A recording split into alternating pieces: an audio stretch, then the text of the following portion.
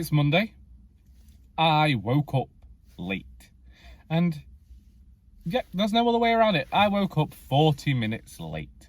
Usually, I'm washed, dressed and breakfasted by the time I woke up at 7:10 this morning because traffic can be incredibly bad. I talk about it all of the time, and unfortunately, this morning, for whatever reason, my insomnia finally disappeared for a night. But on the night I didn't need it to disappear, and when I woke up in that dream-like haze that one wakes up in, I had absolutely no idea what day it was or where I was really. I even got up and did everything a person does when he got up, and then I showered, and whilst I was showering I couldn't even remember whether today was Tuesday and I'd accidentally slept an entire day and that's why I'd been allowed to sleep.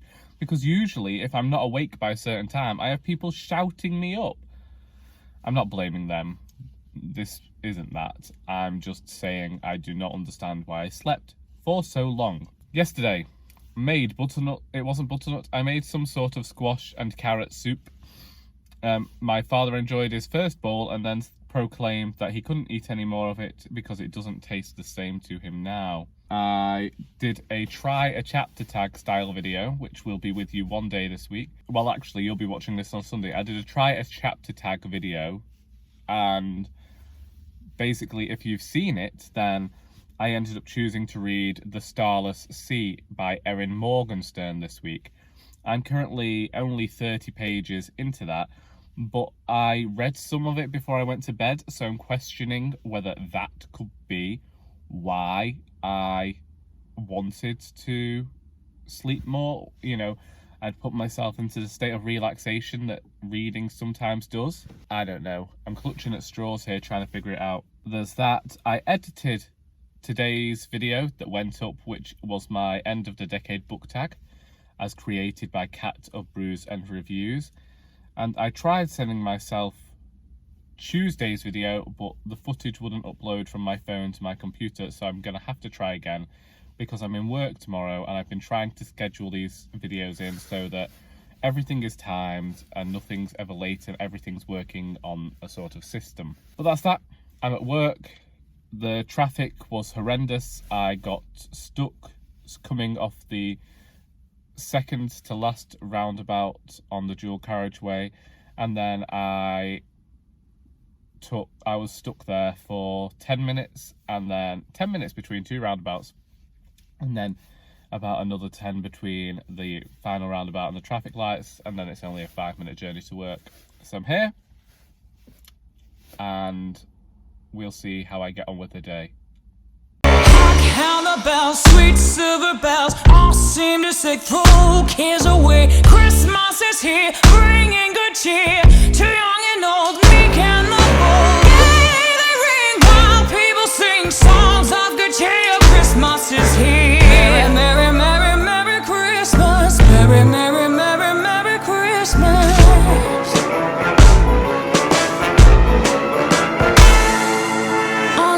Listen on with that in their cheerful tone to every home.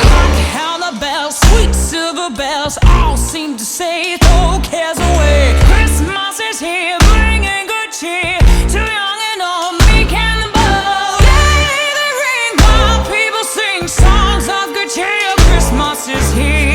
Merry, merry, merry Christmas. Merry, merry, merry, merry Christmas.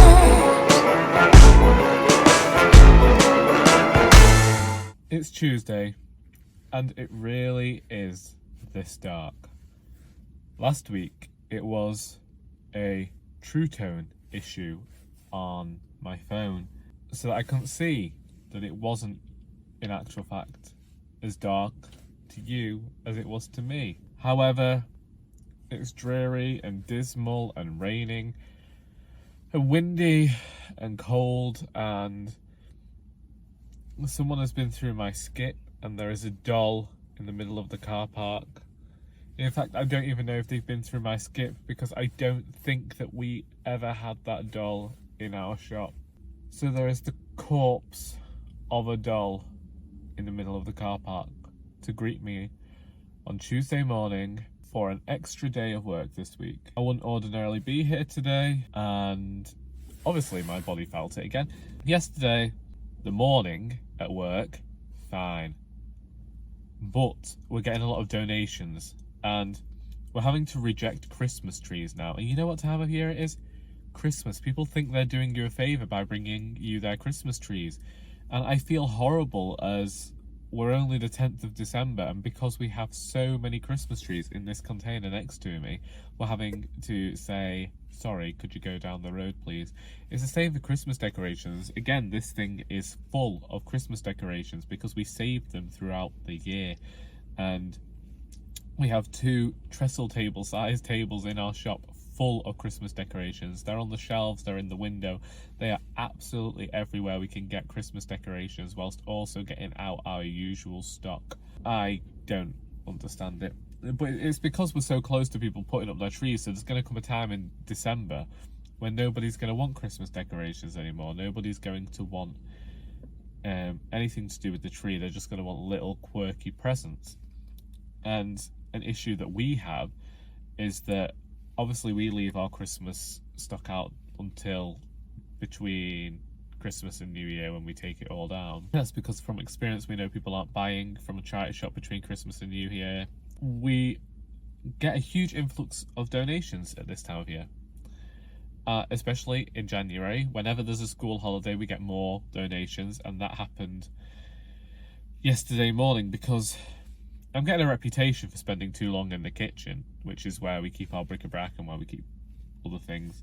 And I went in to sort the books because our bookman comes, and I started at about 20 to 10 and made all the volunteers cups of tea and started. And I was still in there when they left at 12:30. In fact, I was still in there when it was just me and one other volunteer for the entirety of the afternoon trying to do 5 people's jobs. And eventually I got it towards some sort of tidiness that we're able to work in there today.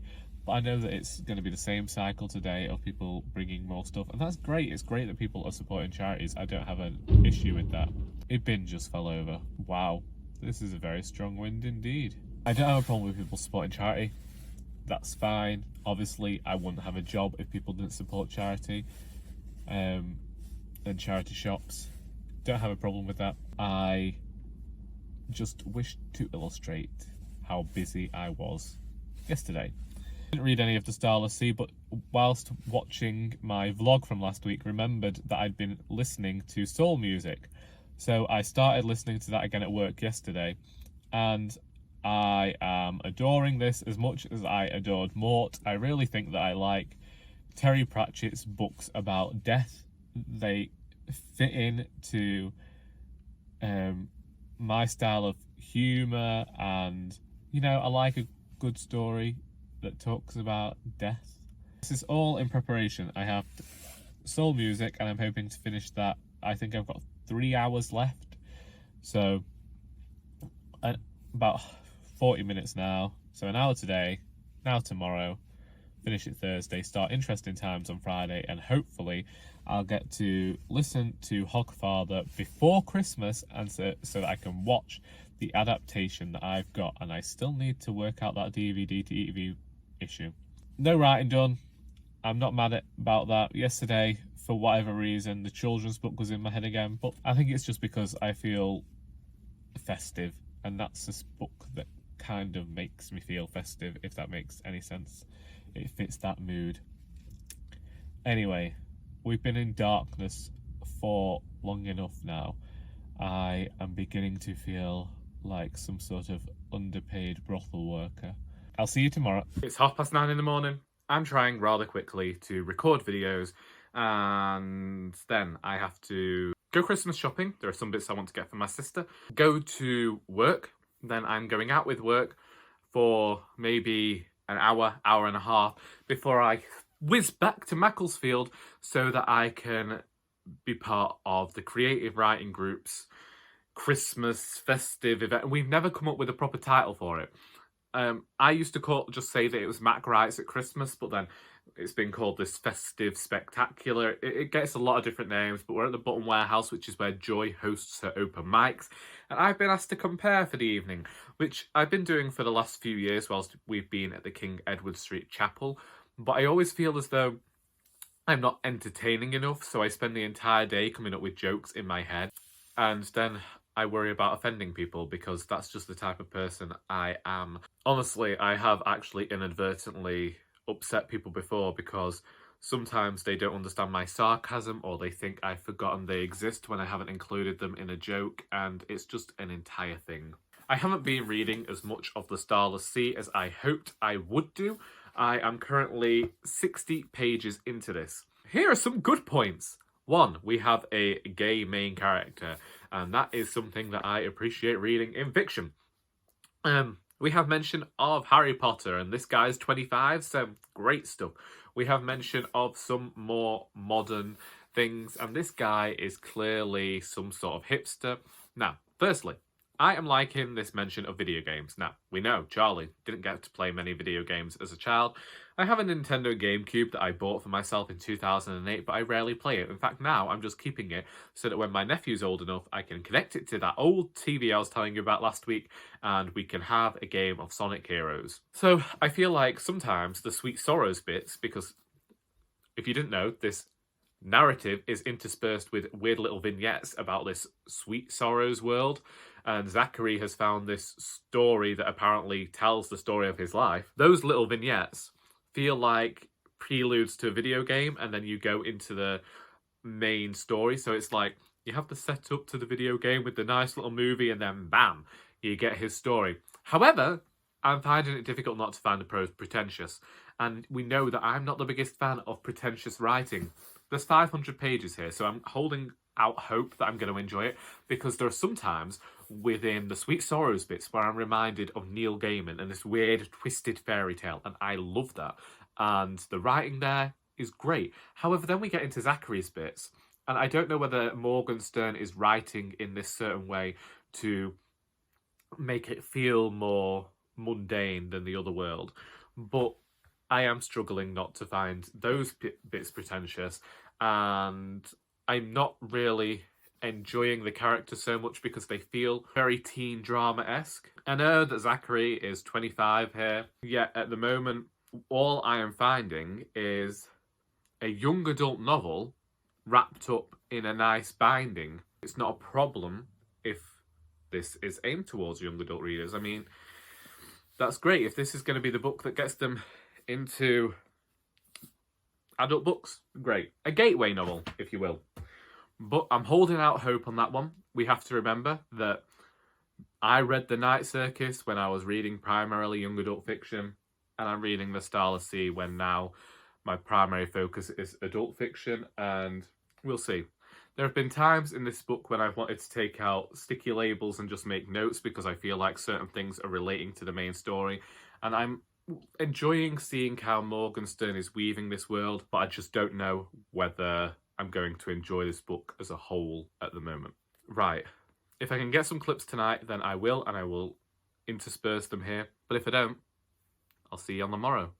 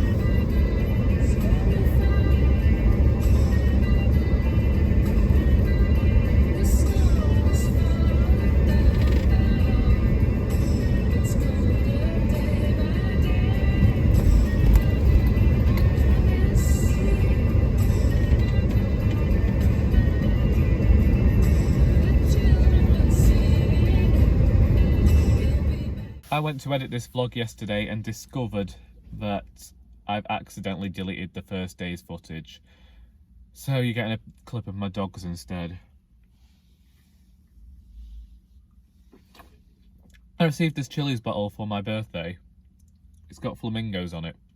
My mum bought it for me, and then I promptly said that I'd never use it and that I hadn't wanted it, which was true at the time, but she'd eavesdropped on a conversation 2 months before and purchased it for me. So now I have it. And as you've seen, I've been carrying my Costa mug around with me. That doesn't fit as much coffee in as this Chili's bottle does, so I asked my sister whether I could have it back. She said yes, she'd never used it. My brother didn't want it, so I've got it, and I've packed myself 750 millilitres of coffee because I've been awake since 4 o'clock and I've been upset about the election, and I recorded a video about it. Also, my sister warned me Chili's bottles keep things incredibly warm, and I'm noticing that because it's like hot lava on my tongue every single time that I drink this coffee. But I am capital K knackered, and I haven't slept properly, and I'm having some breathing issues and some pain issues today, and frankly I don't know how I'm getting through the day. Haven't been listening to soul music by Terry Pratchett. My brother pointed out, why have you got soul music written on your weekly planner? Because he thought that I meant, you know, the genre of music.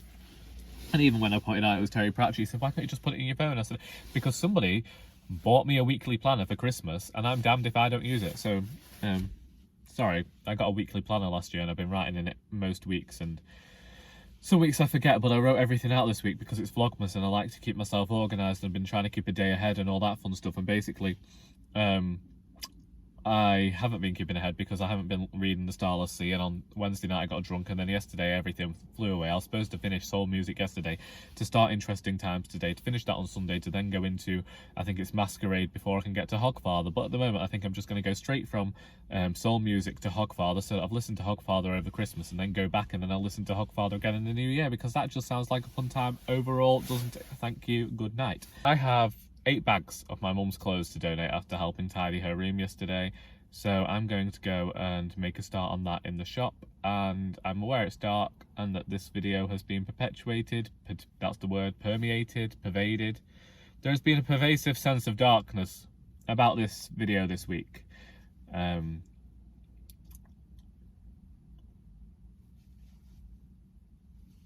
Shit happens.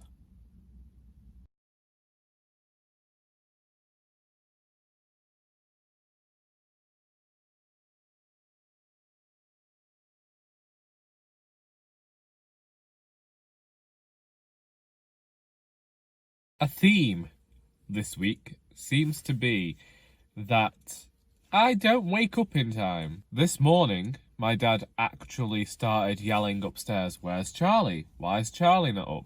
In my head, I was lying there, sleeping, wondering why my father was choosing to wake me up on a Tuesday. It's Saturday. I got up. I have managed to make myself into some semblance of a human being and come to work. I'm still a bit later than I'd usually arrive, but I also set off late on a Saturday, so it's not too big of an issue. I just found that funny.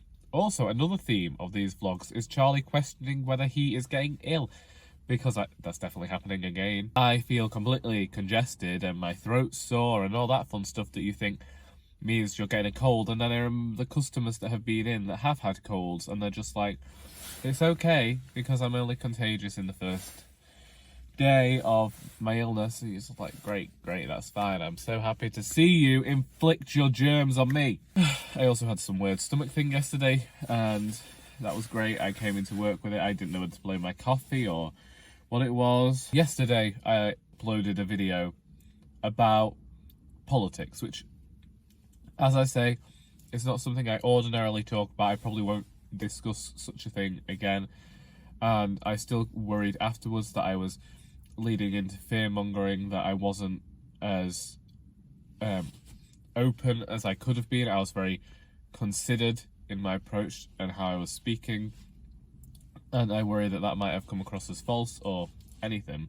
Then later on in the day, I get into work. Well, I'm in work, And I spent most of the day on the till, and then I came, and then someone said to me, they used the actual phrase about the election.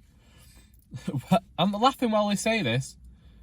Well, you know, if this all goes tits up, it's you's got to live with it. I won't be here to see it.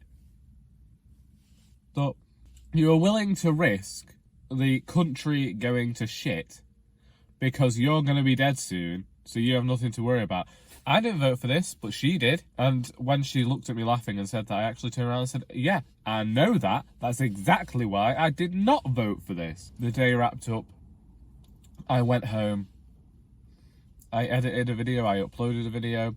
I still haven't read any more of the Starless, and I still haven't listened to soul music because yesterday when I got in, I went for my headphones and my headphones were still on the table at home.